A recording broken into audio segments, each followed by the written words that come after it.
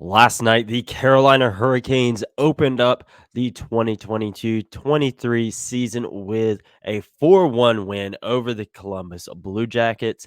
In today's episode, we will break down all of that game as well as hear from Brady Shea, Rod Brind'Amour, Marty Neches, and Don Waddell, all in this episode of Locked On Hurricanes.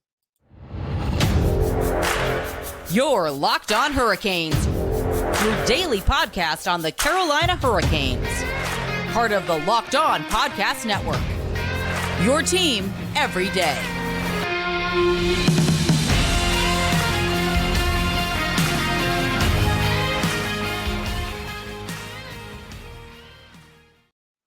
Hey there, Caniacs. I'm your host, Jared Ellis, and you are listening to Locked On Hurricanes on the Locked On Podcast Network. Your team every day. As always, thank you for making Locked On Hurricanes your first listen of this Thursday afternoon.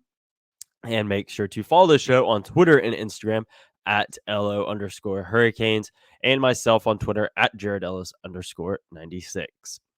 And in today's episode, like I said, we'll be recapping last night's game against the Columbus Blue Jackets. This was the start of the Hurricanes' 25th anniversary season. So if you're a new fan, welcome.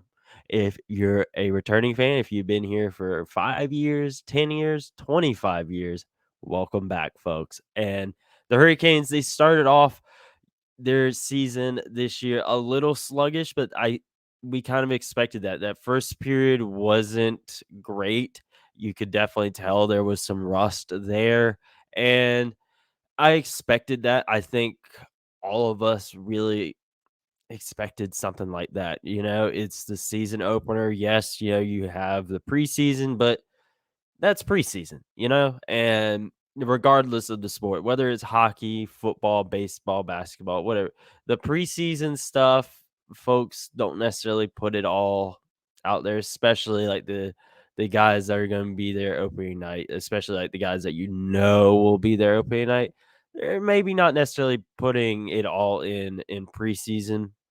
It's really going to be shaking off season rust and getting yourself back in game form. And again, I expected some rust here in that first period, and it looked a little rusty, and they were struggling some in that first period. And while with the first period, it wasn't all bad. Don't get me wrong. Again, you did have those opening night jitters. There was some not so great passing, not so great puck management, but there were some really good saves by Frederik Andersen, and he's really, in that first period, you can tell he's good now. He's put the time, when he tore his ACL back towards the tail end of last season. Like he's good now, and it's not going to be something that we have to worry about this year.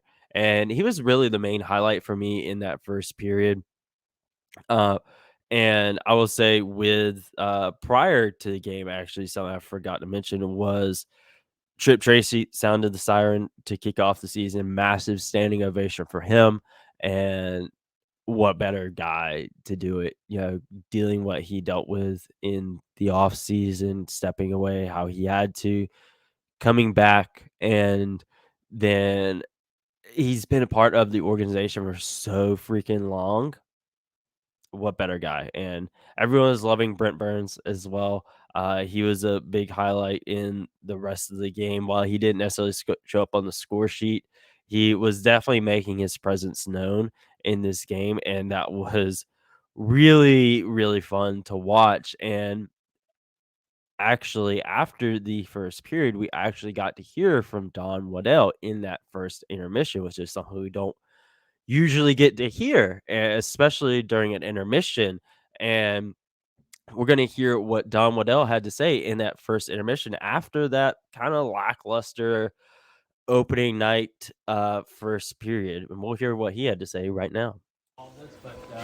You call me. You're the boss. It's yours. You own it. I own it. What are we talking about? 25th anniversary? What are we talking about? Or whatever you want to talk about. Well, first, we're excited about announcing our 25th anniversary Hall of Fame. The fans have wanted this for a long time. We wanted it as an organization, and we were planning to do it right before COVID and felt that now is a good time to do it. So we're excited about the announcements that come up in the next month or so about who's going to go into be the first player actually voted in. We have 3 players, as we know. The jerseys are hanging out there, Rod and Ron and Wes. So other than that, we're anxious to get the season going. Didn't play very well that period, but it'll get better. Do you have serious concerns after the first 20 minutes? No. And seriously, in terms of the roster moves, Yeah.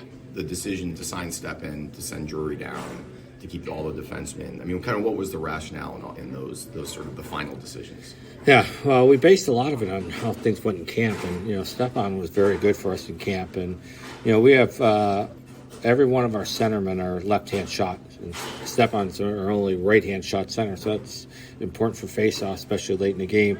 And then the defense right now, we got to sort that out. We got 8 defensemen that are capable of playing, and we can only dress 6 every night. So in time, it usually figures itself out between injuries or somebody not playing well. And just the problem is right now with our schedule is we play here tonight and then we go on the road for 5, but we have a lot of days in between. We play a game on Friday and then we got 2 days off on the road and play a game 2 days off. It's a lot of time off. So by the time we get home, though, I think we'll be in different, potentially looking at a little different roster. Do you have any update on where the naming rights are on the arena? Naming rights on the arena, well, it's still named PNC. We're working toward an extension with them.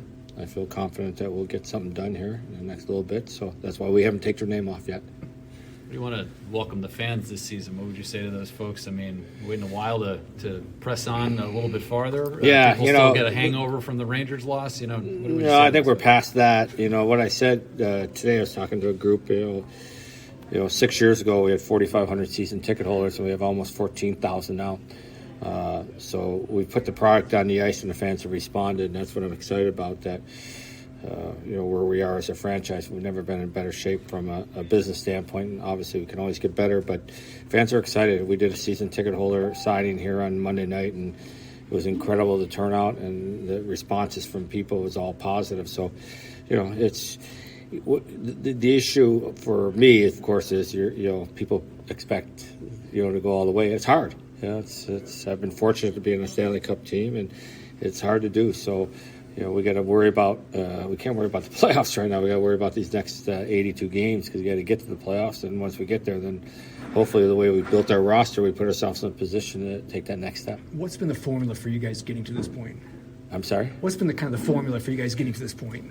Well, a few years ago we really went young, and we're fortunate that we won the lottery. Let's face it, we were the 11th pick in the draft, and we went to number 2 to get Svechnikov.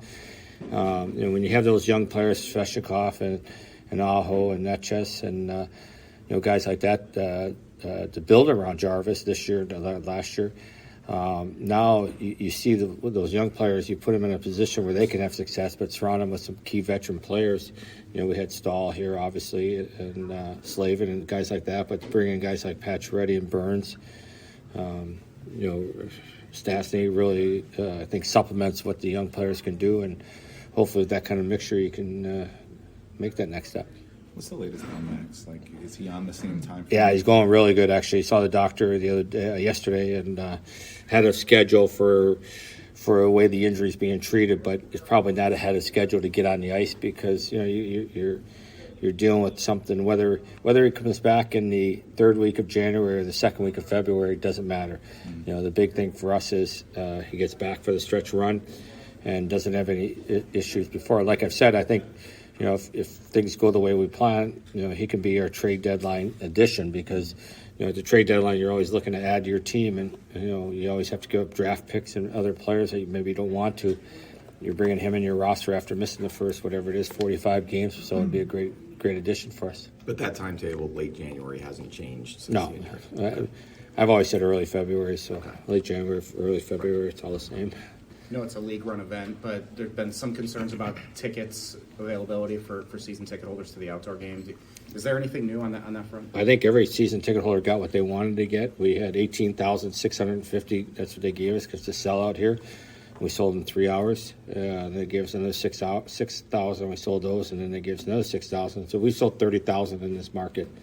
And to my knowledge, I mean, there's always a few people that aren't happy about location, things like that, but everybody pretty much got what we needed. And we're going to have some more seats yet because there's some other avenues that the league needs to keep tickets for sponsors and visiting team and those such things. So I think in time there'll be some more tickets that will be available in this market. Don, have you decided on advertising patch for your jersey?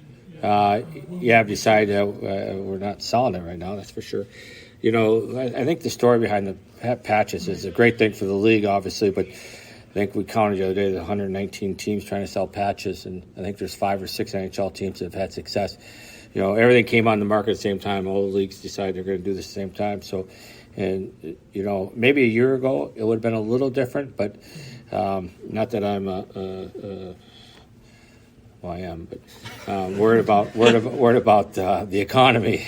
But the way the economy is right now is, you know, some of these big companies are, you know, they're laying off employees, and it makes it hard for them to spend, you know, millions of dollars to put a patch on a jersey. So, you know, the economy a year ago was rolling, and there's a lot of money being spent. And I think this past summer and currently, you know, things haven't gone that well. So I think that plays a factor in it too. Because it's just not us; it's a lot of teams, not just in the NHL, a lot of sports. Thank you, sir. Great. Thank you. Thank you. Who owns this? What's that, Chip? Thanks. I turned it off before I started. That's good.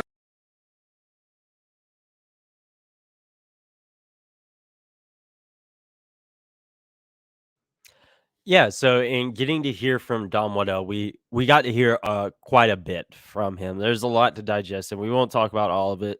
You know, like the jersey sponsors, the stadium series. So we're not really going to touch on that because that's I don't. We've talked about the stadium series stuff enough, and people are frustrated about it. You know, we're not going to touch on that, and the jersey sponsor stuff. You know, if it happens, it happens for the Hurricanes. If it don't, it don't. Yeah, that's how I look at that. But you know, there was several things in talking about with them. Obviously, first period didn't go great. Yeah, it was what it was. And the Hurricanes got themselves going afterwards in the second and third. That's the big thing there. But some takeaways from what he had to say. The Hall of Fame. Obviously the 3 guys with their numbers retired, they're automatically going in. Rod Brind'Amour, Glenn Wesley, Ron Francis, they're in. And next month we'll hear about the first player that gets voted in. That's going to be very interesting to see who it ends up being. Obviously, there's probably a few names that people are thinking about. Obviously, Eric Saul, he's still playing. I don't see him being in there yet. I think that would be when he retires. I think it'll probably come down to maybe Cam Ward, Justin Williams. I think those 2 guys are going to be pretty up there. I think Arturas Urbe, he'll be up there. You got everyone doing like the ultimate 25th anniversary teams, and if you look at the goalies, it's a whole, I think with the exception of one where it was Kevin Weeks, but it's all been Cam Ward and Arturas Urbe. I think Ward, Williams, Urbe, I think those will be kind of the names floating around as far as the first person to get voted in. But we'll just have to wait and see with that stuff. There's going to be folks that are happy about it. There's going to be folks that aren't happy about that. But, we'll obviously talk about that whenever the time comes. Naming rights for PNC Arena. Like you said, the PNC hasn't came off the front of the building yet. So, yeah. But, yeah, I feel like the deal is going to be coming with that. The fact that they were able to get that short-term thing done, I think I think they're just working stuff out. I agree with him. I think it'll get done. I think if it doesn't, it'll likely be Lenovo if it isn't PNC. But ultimately, that's just something time will tell with that. We're not privy to those emails, those phone calls, those Zoom meetings, whatever. We're not in that stuff. We don't know how close it is to happening. Uh, the season ticket member growth, I know a lot of folks, saw that on social media, and I think that's great. Again, just the growth of the organization as a whole compared to where it was years ago. It's crazy, just how far this organization has come in such a short amount of time and what competent management can do, you know? His fan base suffered quite a while, and it's nice that, you know, we're seeing it, we're seeing all of these folks show up and having all these season ticket members. The stadium series, just how quickly it sold out. They sold 30,000 tickets, and i- it's crazy and it's great. It is absolutely great. And the two big things that I really take away from this conversation with Don Waddell was the roster likely being different by the next home game. They're obviously going on the road because of the state fair. And yeah, I'm really not surprised that the roster will likely be different than what it is or what it was last night. I'm not surprised at that because they do have a lot of guys. You got Stephon Nazen, you got Ethan Bear, Dylan Conklin, those guys that didn't dress. And if you remember, you also had Pierre Kochetkov and Jamison Rees also get recalled from Chicago prior to opening night. They weren't on the opening night roster, but they were recalled from Chicago. So you got those guys in there as well. And it'll be interesting to see what ends up happening. Uh, I said that I felt that Jordan Martinick would likely get sent to Chicago sooner rather than later because if you remember, he has technically already been assigned to Chicago. Uh, and I felt that he was likely just on the opening night roster because his opening night roster. Everyone loves Jordan Martinook. He is an alternate captain, even though he wasn't wearing the letter last night. He is one. And I feel that, that was kind of I don't want to say a favor, but just kind of showing just that it's business when it comes to him. And it's nothing personal about him getting sent to Chicago, placed on waivers, all that. And I think that he's likely going to be one that we see getting sent down. I think everyone enjoyed watching him, but I think Jalen Chatfield could end up being one. We'll see what happens with Ethan Bear and Dylan Coughlin, as well as Stephon Nazen. You never know. Again, I've said it before, they are very loyal to Jordan Martinick, sometimes to a fault. Given with the way things have gone as of late, maybe that isn't the case, but ultimately we'll just have to wait and see. And then Max Pacioretty doing really good as well. Timetable still the same. And then the other thing that I really enjoyed was the formula, how they're talking about the form. Don Waddell's talking about the formula of what they got going on and how you got these young guys. They went young several years ago, and now those guys have gained experience, and now they're surrounded by older guys. Key veteran guys. Derek Stepan, that was one of the reasons I was saying that they should bring him back. I think he added a lot in terms of his leadership, his veteran presence as well. He's shown that he can still go on the ice. But again, there was a lot to take away from Don Waddell's conversation there. And there's likely going to be more throughout the season of what we get to hear from him. Again, that was pretty rare getting to hear from him during an intermission. So I did really want to touch on every single point that he made. I know that took a while. I know we still got a lot of game to get through, and we will do that right after this quick break, folks. Now, Carolina Hurricanes season is underway, and BetOnline is where you can go to place your bets for the next game against San Jose. And of course, betonline.net is your number one source for all of your football betting info this season. I know a lot of you guys are Carolina Panthers fans. So if you want to place a bet on the Panthers, they're taking on the Rams in their next game, I believe betonline.net is the place to do it. So find all of the latest player developments, team matchup news, podcasts and in-depth articles and analysis on every game you can find. And as always, BetOnline remains your continued source for all of your sports wagering information with live betting and up-to-the-minute scores for every sport out there. It is the fastest and easiest way to check in on all of your favorite games and events, including MLB, MMA, boxing, golf, wrestling, whatever. BetOnline.net has you covered. So head on over to betonline.net or use your mobile device to learn more. BetOnline, where the game starts. Now, folks, we heard a lot from Don Waddell. I know there's a lot to take in, but we still had the second and third periods going on. And that is when things really kind of kicked in for the Hurricanes. And it was a really slow start to the second period. It did not start great. Columbus ended up scoring just 11 seconds into the second period. And it was Patrick Laine getting that goal, beating Freddie Anderson. I don't think Freddie had kind of settled in for the period yet. I know that was kind of something we talked about a lot with Alex Nedeljkovic back in the day. Of one of his flaws was how it kind of took him a little bit to settle in, and obviously 11 seconds is ridiculous.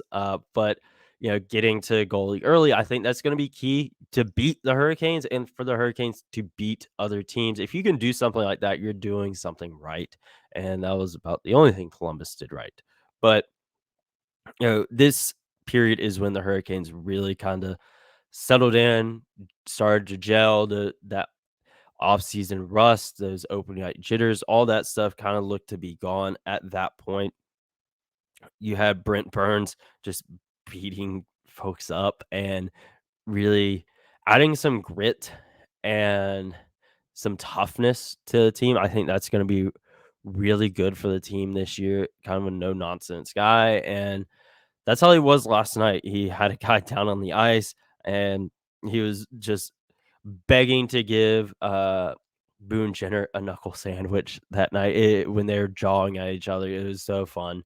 It was so fun to watch, but no one was wanting anything of it. Same with Jordan Staal as well. He wasn't afraid to get physical last night, and I think that Burns' toughness and grittiness, I really think that's going to rub off on some guys this year, and it's going to be really, really fun to watch. You also had Jalen Chatfield doing the exact same thing.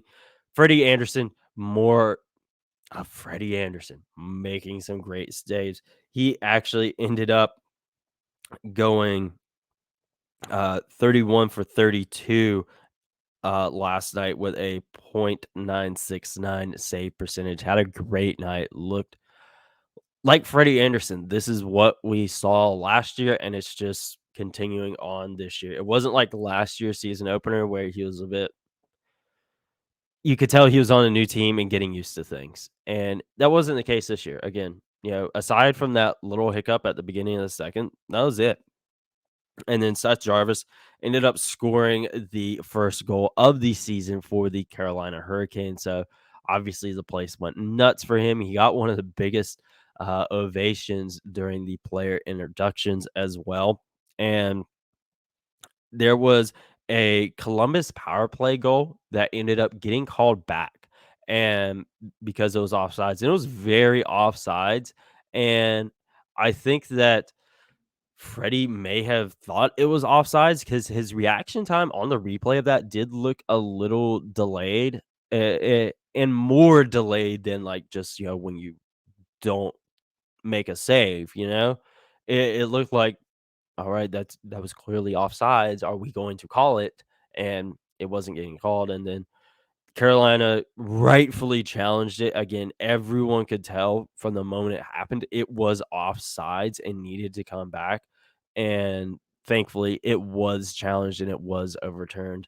And I know sometimes, challenges don't necessarily go the Hurricanes' way, and the Hurricanes don't often challenge, but that was definitely a situation where they really needed a challenge, and it was very offsides. And the one thing that ended up bugging me with this game is something that has bugged me since the day I started this show, and is the Hurricanes power play. I will give it a little bit of a pass because it was opening night and you got a lot of new guys, but you had Brent Burns and Seth Jarvis. Those are really kind of the only two guys that really stood out to me on the power play last night. And I do feel that this is something that is, as time goes on, it's going to get better.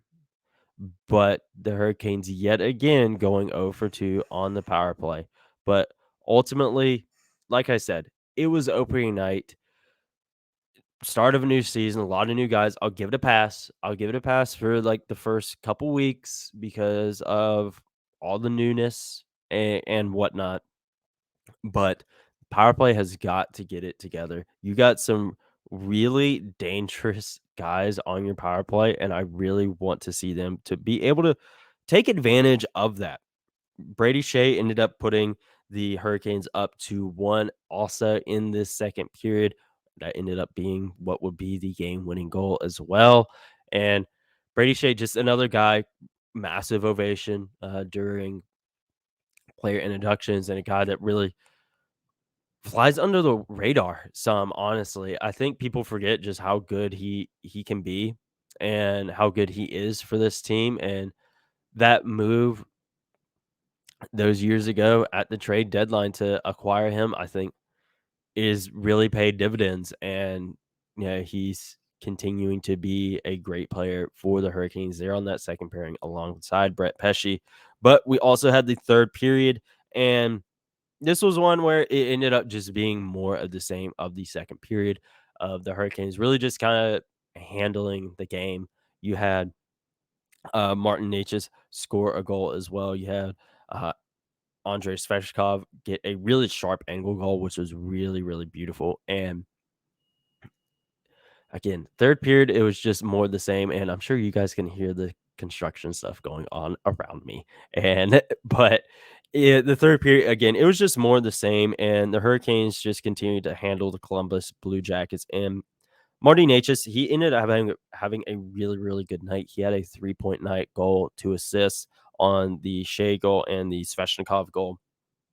And he rightfully did earn the first star. And we will hear from that first star recipient, Martin Neches, right after this quick break. All right, folks, it is time to hear from your first star of opening night, Marty Neches.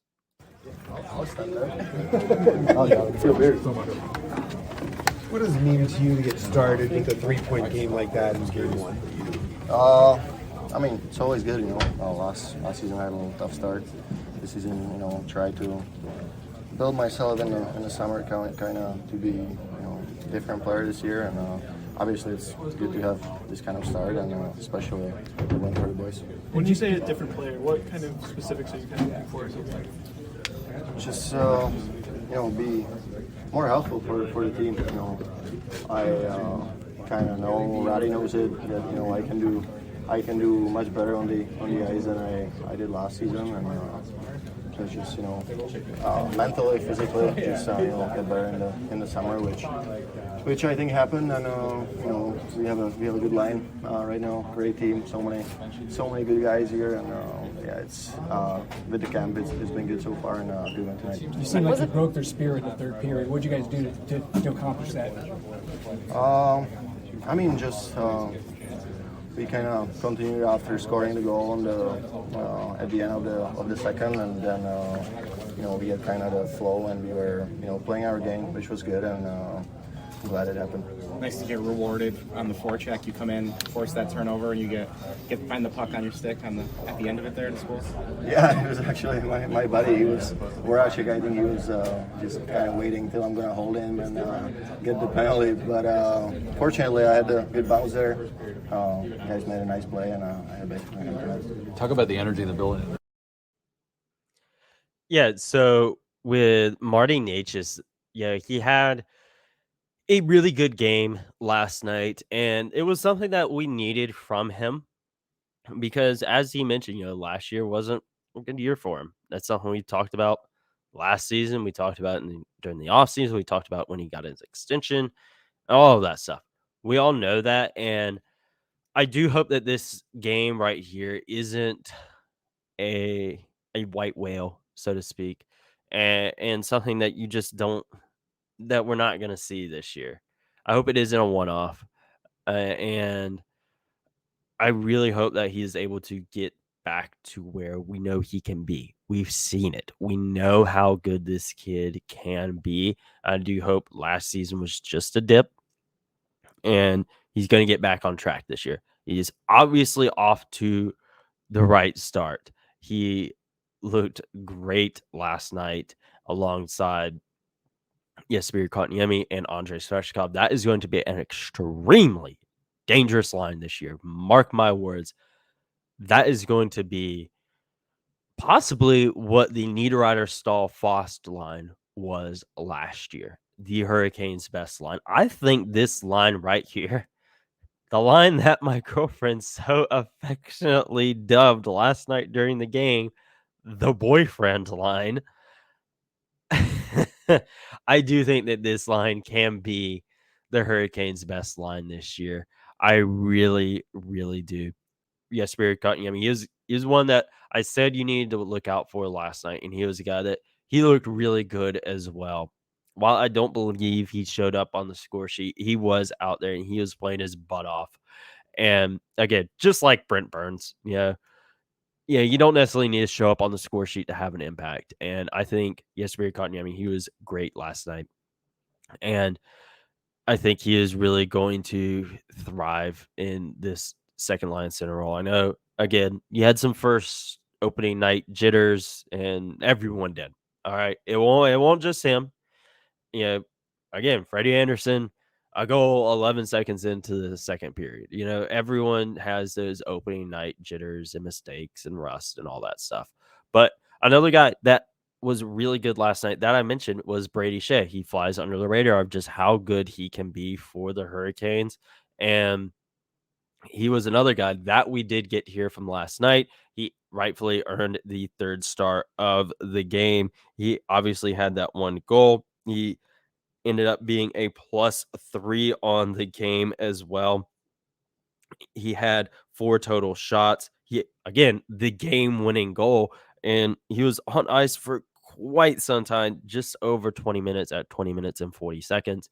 He is a guy, he can really be a workhorse for this team, and he is a workhorse for this team. It isn't, again, flies under the radar. And let's hear from this guy that flies under the radar for the Hurricanes right now. Workout belt on.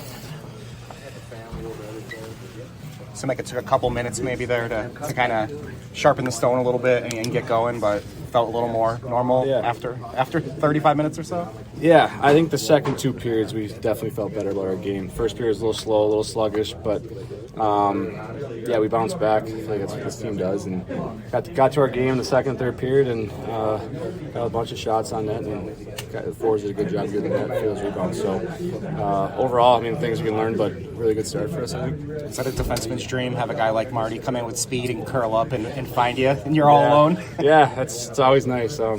He put it right on tee for me, and just trying to hit the net, and luckily win. When you guys play like that, do you feel like you guys can be? You guys feel invincible kind of when you got play? You can. I think when we play our style, which is fast and tenacious forechecking, we're tough to play against. I think we can beat any team in this league when we play like that. Everyone in the room believes that too. How much confidence is it for the defense when Freddie's back there making some stellar saves? He was for sure our best player tonight. That one save before my goal, it was wide open, and he made a huge save there. So that was the turning point of the game probably, and there's no doubt that he was our best player tonight. You guys hit the road now for a long time. Good time for that. Obviously the fair's here and everything, but just the thoughts on do a little bonding on the road. Yeah, he'll be good. He'll be good to be on the road. It's been a while. Get some team bonding going. On the road is a little tougher, so that'll be good for a challenge for us. But we'll definitely take care of business and come back. We're excited to come back here for sure in a couple weeks. Good to see Neches get a start like this after a tough year last year. Yeah, great start. Well, he had a great start. I think he looked good in all of preseason. I think his other game against these guys, he had a big night. So he looked really good tonight. Obviously made some great plays and had some points to reward him. So he was really good. Yeah, so with Brady Shea, echoing a lot of what has been said already today in this episode of not getting off to a great start, Freddie Anderson doing Freddie Anderson things, Marty Neches having a really good start to his season. But one thing that he did mention that I think he's very correct in is that this is going to be the big test. They're going to be on the road for 2 weeks while the state fair is in town, and that's going to be where we see what this team can really be. Again, that was game 1 of 82, so we can't make like too many big assumptions or anything like that, but this is going to be like the first real test starting on Friday, tomorrow, when they play San Jose, because a lot of new guys on the road. You figure Brent Burns, his return to San Jose after he spent so many years there of emotions, and Brady did mention team bonding and stuff like that. But again, this is going to be the real test starting out the season, is how can this team perform on an extended road trip with so many new guys. And obviously, you factor in like the offseason rust and stuff like that, but it's going to be, this is going to be the big test coming up on the road. And I do think they can definitely rise to the occasion. Do I think it'll be a perfect road trip? No, I don't. I think, because it is such a long road trip to start your season. Again, it's a 5-game road trip at the very beginning of the season. You got San Jose, you got Seattle, Edmonton, Calgary, and Vancouver. While you do have some easy opponents in there, and easy with air quotes because this is the NHL, anything can happen on any given night. A team like San Jose, Seattle, maybe Vancouver, I think those should be wins for the Hurricanes. But Edmonton and Calgary, those are going to be some really tough games, especially on a team that is just starting out their season on a 5-game road trip with all the new guys that they got. And if you remember earlier, Don Waddell did mention that this team that we saw on opening night may not be the same team that we see whenever they come back on the 28th to take on the Islanders. So you look at all that, this is going to be an interesting road trip. I do think this is going to be a road trip that has some major implications for the team going forward this season. I think this is going to be where we see names getting signed to Chicago, maybe a trade. Do I think we'll see a trade this early in the season? No, I don't. But is it unheard of? No, it's not. And I do think this is where we're going to see some roster moves. You got the guys flying out to San Jose, I think, this afternoon, if they haven't already. But I don't think all these guys are going to be coming back. I know that sounds like they're going to die or something, but, Brady's right. This is going to be a very big test. And you got the 2 games right there. They're going to be really tough. Really, really tough against Edmonton and Calgary. But ultimately, we'll talk about those whenever we get to them. Now we got to talk about, or listen to, what the greatest Hurricane in franchise history had to say after the Hurricanes open night win. And that is, of course, Hurricanes head coach Rod Brind'Amour.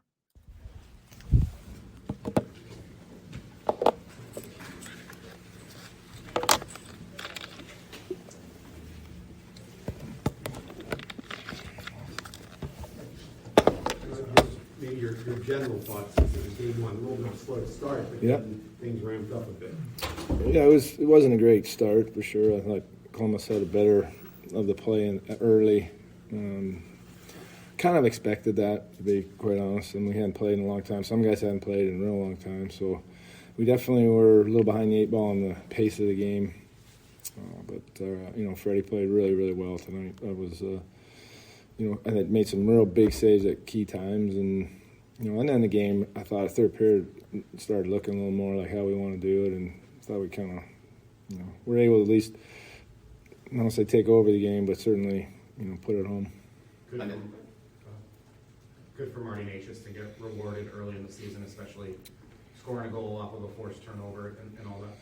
Yeah, listen, we want everyone to get going, but I think, him especially, he's one of the guys that you kind of want to, we know there's so much more there, and so, for him to just feel good about his game, I think is going to be huge. They just said that he was playing more, he wanted to play as a kind of a different player towards the summer, that he wanted to play more for his teammates and kind of be more physical with the ball. Is that kind of what you saw or talked to him about in the offseason, kind of saw from him? Well, we've had lots of talks over the years. I just think it's the maturity of a player, I mean, he's still just a kid, really. We got a lot of these guys that are coming in their own, and, he's definitely one of them. We need him to keep getting better, and like I said, I mean, that's what he's thinking. That's what he needs to, that's what he needs to do, and that's how he needs to play. Not that you didn't have confidence it would happen, but to see your guys go through that sort of scatter shot first, get to your game, and really just grind the edge off the Blue Jackets. In the first game, you must take some pleasure kind of seeing you guys get to that game in the first one and do what you do well. Right. I mean, it's at the end of the day, you want to get the win. That's the first thing, and then you want to see us. Are we starting to play the way we want to? I mean, that was encouraging toward the end. Good news, for me, is that we got the win, but we got a ton to work on. Like you could just see a lot of the new guys too, just where they need to be, not quite there, and that's that'll catch up here. Coach, can you talk about your emotions a little bit? When they popped you up on the board there, I can see you kind of going through a little bit, sort of shaking your head a little bit. Can you well, it was actually, I don't know, man. I wasn't expecting that, and it means a lot to me. What can I say? This is the game. It's both the players and coach just back there just doing his little thing. But when you get that kind of ovation, it was special, and thank you for bringing that up because it's just bringing back a little emotion there because we got a great thing here, and I appreciate the people coming. With it being the 25th anniversary season, for you personally as a coach, does it just mean a little bit more this year, given your experience? Well, I think what makes it special is we're talking about it, and I got to see. I think Sean Hill was on the pregame show, and every once in a while I get a glance at something where there's a history of a flashback of I saw the overtime goal in Toronto. Just all these things that I was a part of, and pretty special moments throughout the franchise. So I'm assuming that's what we're going to get a lot of this year, and that makes it pretty cool. It seemed like every line chipped in tonight with the fourth line gave you some. They were good. They were really good. Yep, and just that line has to play that way.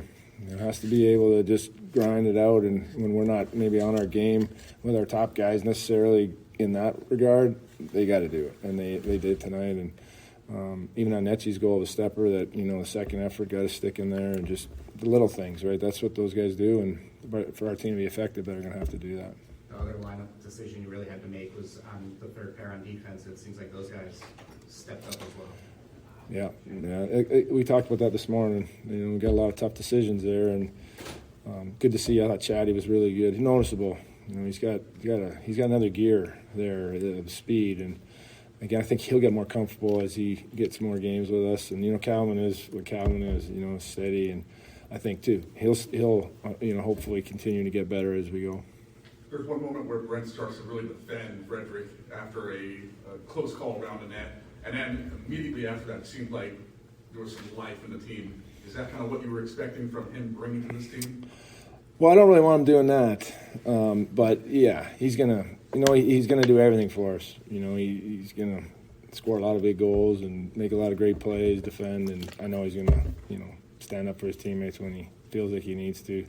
And I think the crowd's already loving him, and And they should. The way he plays, that's definitely a guy that you should support. All right. Thanks, Rod. Okay. Thanks, everyone.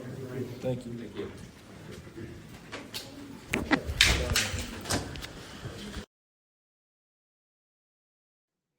Yeah, so just some quick takeaways from what Rod said. Obviously, first period wasn't great, and a lot of stuff to work on there. He mentioned the new guys, and that is stuff we knew was gonna be the case after opening night. We knew that it wasn't gonna be perfect. We knew that it was gonna start off a little sluggish, and that is stuff we all knew. We've been talking about that all episode long, and I think that, in talking about, Brent Burns, and there's a lot of expectations on Brent Burns this year. And obviously, gotta get used to the Hurricanes and their way of stuff.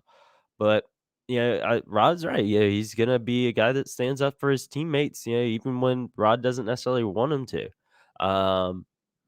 He's going to score some big goals. I mean, you guys that were here at the game last night, you heard the ovation he got.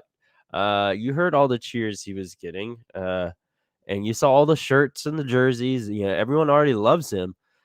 And we got, I think, like 3 years of him, including this year, next year, and then the year after. But talking about Jalen Chatfield, that's one that I don't necessarily know if Rod seems kind of pretty confident, in him. Obviously, he's gonna say stuff like that, to the media. He's not gonna go out and say, "Yeah, we're probably sending this guy back" or anything like that. Everyone knows just how good Jalen Chatfield is, and that he does have that other gear, and that he does play really freaking well. We saw it last year. We saw it last night.